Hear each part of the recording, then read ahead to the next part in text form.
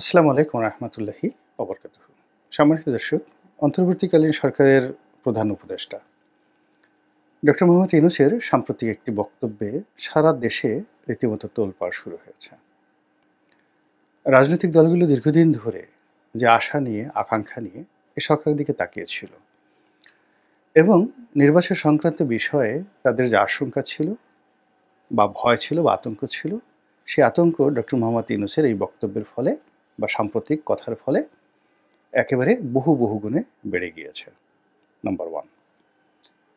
Number 2 হলো যে নির্বাচন নিয়ে জনমনে যে আশা ছিল যে তত্ত্বাবধায়ক সরকার বা অন্তর্বর্তীকালীন সরকার যারা যে নামেই ডাকেন না কেন, ডক্টর মোহাম্মদ ইউনূস একটা ঘোষণা দিবেন, একটা ডেফিনিট অ্যান্ড পয়েন্টিভ যে সময়, এটি তিনি নির্ধারণ করবেন যে আমরা আসলে এতদিন থাকতে চাই। তো রাজনৈতিক দলগুলো মূলত যৌক্তিকভাবেই তারা ১ বছর সময় বা ১.৫ বছর সময় দেওয়ার জন্য মানসিকভাবে তারা প্রস্তুত ছিল। এবং সেনাপ্রধান তার বক্তব্যে যে ১৮ মাস সময়ের কথা বলেছিলেন যে এর মধ্যে নির্বাচন হওয়া উচিত। তো ওর মধ্যে মূলত রাজনৈতিক দলগুলো একটা আশার বাণী তারা দেখেছিল। যদিও বিএনপির মতো রাজনৈতিক দলের জন্য ১৮ মাস একটা মহাপরীক্ষা। এর কারণ হলো বিএনপি বিশাল দল, প্রায় ক্ষমতা থেকে সে ২০০৬ থেকে আজ অবধি ক্ষমতার বাইরে। এ দলের এই দীর্ঘ ২০ বছরে অনেক নতুন কর্মী এসেছে, তারপরে নতুন প্রজন্ম এসেছে, অনেক মানুষ মারা গিয়েছেন। এর ফলে কি হলো যে টেকনাফ থেকে তেঁতুলিয়া পর্যন্ত যে এই সংগঠনের বিস্তৃতি কিভাবে ঘটেছে, বিএনপির কেন্দ্রীয় যারা নেতৃবৃন্দ তাদের আসলে বাস্তব অভিজ্ঞতা নেই। কেন নেই? এর কারণ হলো যে এই দলটিকে সেই ২০০৯ থেকে আজ অবধি মূলত শেখ হাসিনার রেজিম ভালো একটা পাবলিক মিটিং পর্যন্ত ঠিকমতো করতে দেয়নি। কোনো সাংগঠনিক জেলা সফর করতে দেয়নি, কোনো কমিটি করতে দেয়নি, এবং শেষের দিকে তো এমন অবস্থা হলো যে ছাত্রদল, যুবদল বা বিএনপির যেকোনো একটা মিছিল, এমনকি মহিলা দলের একটা ক্ষুদ্র মিছিল, ১০-১২ জন লোক নিয়ে যদি একটা মিছিল মানে দেওয়া হতো, সেখানে পুলিশ রীতিমতো ব্রাশ ফায়ার করে দিত।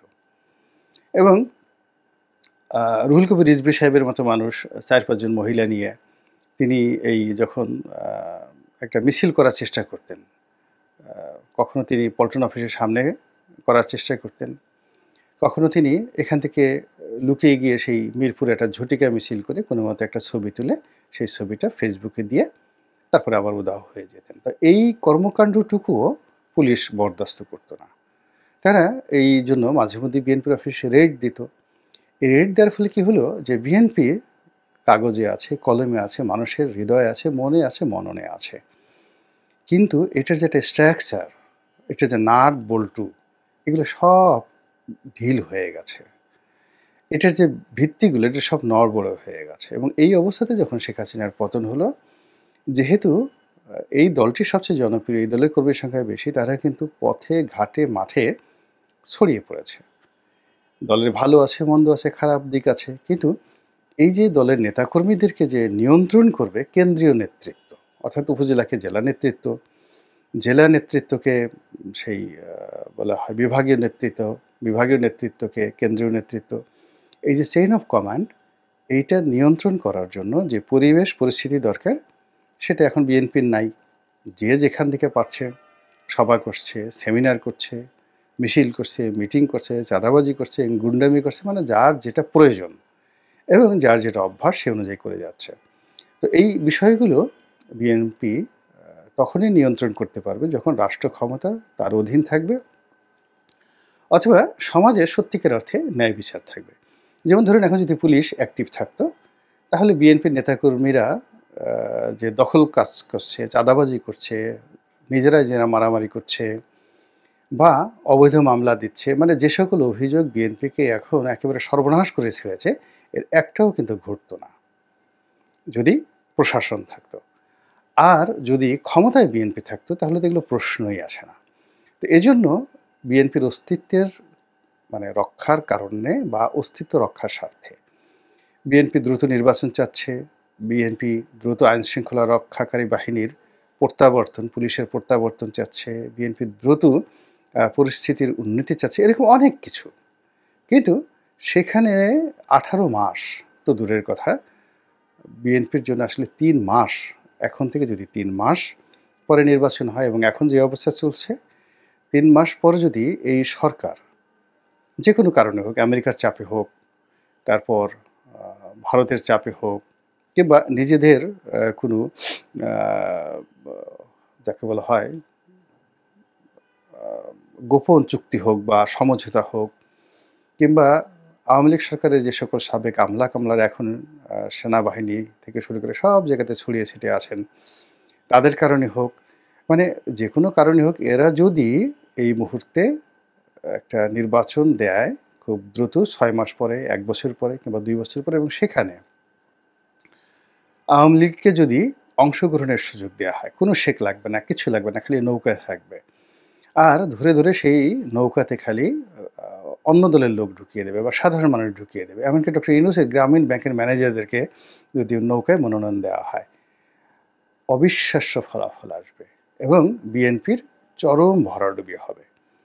জামাতের চরম ভরাডুবি হবে, এবং এই জিনিসগুলো রাজনৈতিক দলগুলো বুঝতে পেরেছে, এবং বুঝতে পারার কারণেই তারা খুব দ্রুত একটা নির্বাচন চাচ্ছিল এবং পরিস্থিতির উন্নয়ন চাচ্ছিল। কিন্তু ডক্টর মোহাম্মদ ইউনূস বিভিন্ন সময় তার কথাবার্তাতে যেটা হচ্ছে সেটা হলো ধরি মাছ, নাসুই পানি, ডান দিকে যাব না, বাম দিকে যাব, কি বলবো, কিছুই বোঝা যাচ্ছিল না। অনেকটা চোখ টেরা প্রকৃতির। আপনি চোখ টেরা মানুষ যখন আপনার গোলকিপার হয়, তারপরে কিংবা চোখ টেরা মানুষ যখন ফুটবল খেলতে যায়, ধরুন মেসি যদি চোখ টেরা হয়, সেক্ষেত্রে তার চোখের আই কন্ট্যাক্টের, মানে চোখের সঙ্গে চোখ মিলিয়ে গোলকিপার যদি বল ধরার চেষ্টা করে, তার তো সর্বনাশ হয়ে যাবে। তো এই জন্য পরে আমরা এই যে চোখ টেরা বা বাঁকা চোখ, কানা চোখ, এই জিনিসগুলো খুব যাকে বলা হয় ভয়াবহ মনে করি। এখন এই যে সরকারের যারা উপদেষ্টা, প্রধান উপদেষ্টা যারা আছেন, সকলেই এরকম বাঁকা চোখে, বাঁকা মুখে, বাঁকা বাঁশির সুরে যে ইঙ্গিতপূর্ণ কথাবার্তা বলছেন, তা রাজনৈতিক দলগুলো বুঝতে পারছেন না। তারা কনফিউজড এবং তারা ক্রমশ ধৈর্য হারিয়ে ফেলেছেন। তো এর ফলে কি হচ্ছে, সামাজিক যে অস্থিরতা, সেই অস্থিরতা প্রবলভাবে বেড়ে যাচ্ছে, এবং এই যে সামাজিক অস্থিরতা বেড়ে যাচ্ছে, রাজনৈতিক দলগুলো দুরবস্থার মধ্যে পড়েছে, রাষ্ট্র রীতিমতো হুমকির মধ্যে পড়েছে, জনগণের জীবনের দুর্ভোগ এবং দুর্দশা সীমাহীন অবস্থায় পৌঁছে গেছে। এটা কিন্তু এই অন্তর্বর্তীকালীন সরকারের ক্ষমতায় থাকার জন্য নিয়ামক। অর্থাৎ এরকম যখন বিশৃঙ্খল অবস্থা তৈরি হয়, তখন মানুষ যার যার অবস্থা নিয়ে ব্যস্ত থাকে। ধরুন আপনার পেট খারাপ করছে, আপনার সামনে যদি ৩টা গোখরা সাপও দাঁড়িয়ে থাকে, আপনার যদি ডায়রিয়া হয়ে যায়, আপনার কিন্তু খেয়াল থাকবে না গোখরা সাপ সামনে আছে, কোনো অবস্থাতেই। বা ধরুন আপনার সামনে আজরাইল দাঁড়িয়ে আছে, হঠাৎ করে পেট ব্যথা শুরু হয়েছে। আপনি সেই আজরাইলের যে ৩২ পাটি দাঁত, কিংবা সে যে বিশাল অগ্নিমূর্তি ধারণ করে আপনার সামনে দাঁড়িয়ে আছে, ওদিকে আপনার খেয়াল করার সুযোগ হবে না।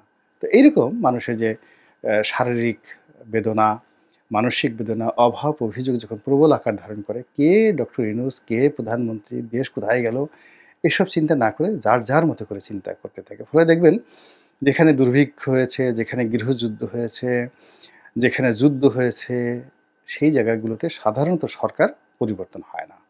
সেখানে মাঝে মধ্যে সামরিক বাহিনীর মধ্যে কূ হয় এবং ক্ষমতার পট পরিবর্তন হয় কেন্দ্রে। কিন্তু আল্টিমেটলি ক্ষমতার যারা নিয়ামক, অর্থাৎ আমলাতন্ত্র, তারা কিন্তু খুব মজার মধ্যে থাকে। তো এখন যে দুর্বল অবস্থা, এখানে সামরিক, বেসামরিক আমলাতন্ত্র তারা খুব আনন্দে আছে, ভীষণ রকম আনন্দে আছে।